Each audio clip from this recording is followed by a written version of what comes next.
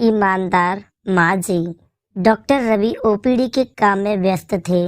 वो हर दिन 100 से भी ज्यादा बीमार बच्चों को रोजाना मिलते थे। वो इस काम को किसी मशीन की तरह हर दिन किया करते।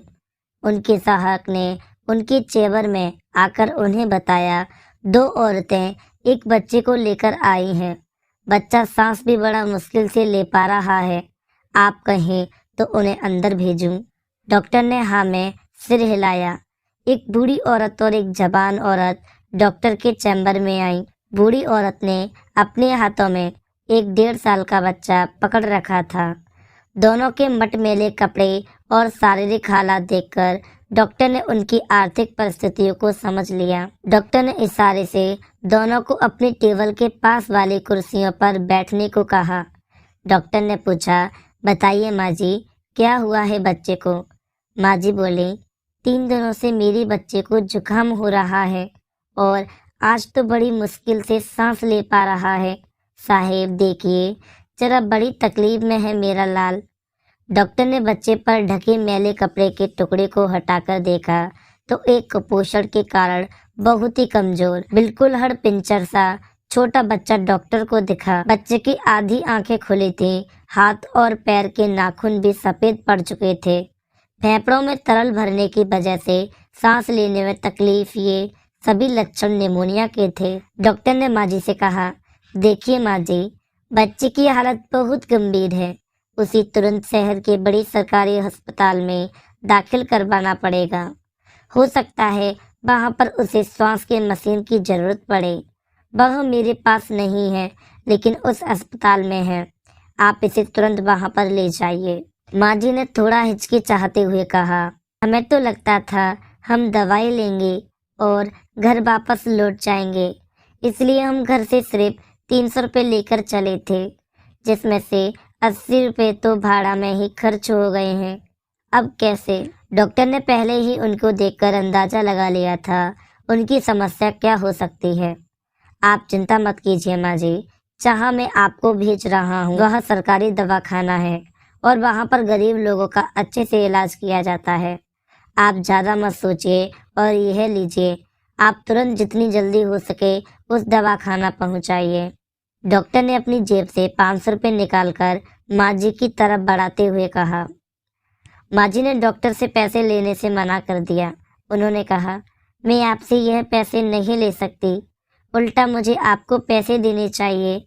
आप फिक्र मत कीजिए, हम अभी बस स्टेशन पर जाते हैं, वहाँ पर किसी से संदेशा भिजवाते हैं। इस बच्चे का बाप कुछ ना कुछ करके पैसों का इंतजाम कर लेगा। डॉक्टर को माँ जी का ऐसा व्यवहार देखकर काफी अचरज हुआ, क्योंकि उन्होंने कई ऐसे लोगों को देखा था जो किसी भी बहाने से पैसे छीनने को तैयार रहते हैं। यह हम गांव की गरीब माँ जी है, जिन्हें इन पैसों की इतनी सख्त जरूरत है, फिर भी पैसे लेने से मना कर रही हैं। देखिए माँ जी, समझने की कोशिश कीजिए, बच्चे की हालत बहुत गंभीर है। आप बस स्टॉप तक जाएंगे, संदेशा भिजवाएंगे, बच्चे को बाप कहीं से पैसों का इंतजाम करेगा, इन सब में काफी देर हो जाएगी और आपका बच्चा इस स्थिति में नहीं है कि ज्यादा देर बर्दाश्त कर सके। हो सकता है थोड़े ही सही आपसे बाहर से कुछ दवाएं या इंजेक्शन मंगवाएं, तब आपको इन पैसों की जरूरत पड़ सकती है। अब ज्यादा सोचने में समय न गवाइए, और भी पैसों की जरूरत पड़े तो हिचकी जाइएगा, नहीं मेरे पास आ जाइएगा, डॉक्टर ने कहा। दोनों ही औरतें पैसा लेना नहीं चाहती थीं, लेकिन उनकी मजबूरी थी या फिर बच्चे की बिगड़ती हालत। उन्होंने बेमन से पैसे ले लिए और अस्पताल की तरफ रवाना हो गए। डॉक्टर रवि फिर से अपनी उसी मशीन दिनचर्या में लग गए। 3 दिन बाद उनका सहायक फिर से उनके चैम्बर में आया और डॉक्टर से कहने लगा, सर, एक बूढ़ी औरत आपसे मिलना चाहती है। डॉक्टर ने कहा, तो तुमने उन्हें नहीं बताया कि मैं बच्चों का डॉक्टर हूँ? सहायिका ने कहा, नहीं सर, आप समझे नहीं।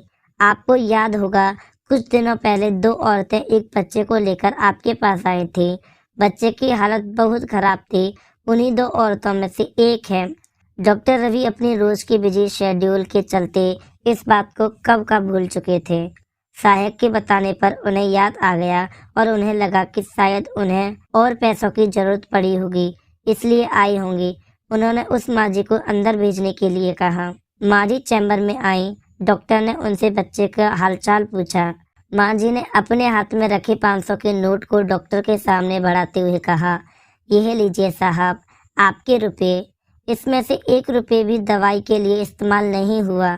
अस्पताल में पहुंचते ही बच्चे ने दम तोड़ दिया था। उस दिन तो हम लाश लेकर घर चले गए थे और आज जब अंतिम संस्कार हो गया है तो आपके पैसे लौटाने आ गई हूँ।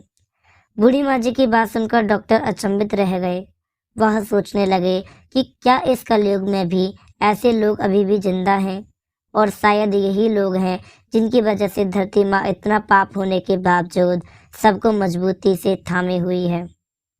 डॉक्टर ने माँ जी से कहा, माँ जी, आपको ये थोड़े से पैसे लौटाने के लिए धक्का खाते हुए इतना दूर आने की आवश्यकता नहीं थी, और मैं कहाँ देख रहा था कि आपने पैसे दवाइयों में खर्च किए हैं या नहीं। आप नहीं देख रहे थे, लेकिन मेरा भगवान तो देख रहा था।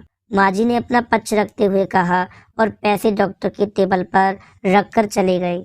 झुकी हुई पीठ के साथ चलती बूढ़ी माँ जी को देखकर डॉक्टर के दिल में ख्याल आया, पढ़े लिखे भ्रष्टाचारी लोग जो ईमानदारी की बातें करते रहते हैं, उनका बोझा गांवों के देहात के इन अनपढ़ लेकिन सच्चे ईमानदारी लोग उठाते हैं, इसलिए वो झुक गए हैं।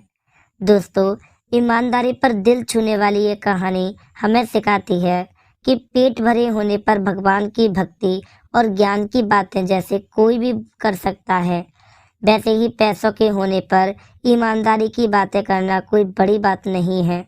बड़ी बात तब है जब आपके पास सभी चीज वस्तुओं की कमी हो और फिर भी आप अपनी नैतिकता पर अड़े रहें। ये स्टोरी आपको कैसी लगी हमें कमेंट बॉक्स में जरूर बताएं, और वीडियो अच्छी लगी हो तो वीडियो को लाइक और चैनल को सब्सक्राइब करना ना भूलें। पास में दिए गए बेल आइकन बटन को जरूर दबाएं ताकि समय समय पर ऐसी कहानी आपके पास आती रहे। और अब ये एक बहुत अच्छी वीडियो भी जरूर देखें, कोई भी मिस ना करें। वीडियो देखने के लिए ऊपर दिए गए बॉक्स को टच करें।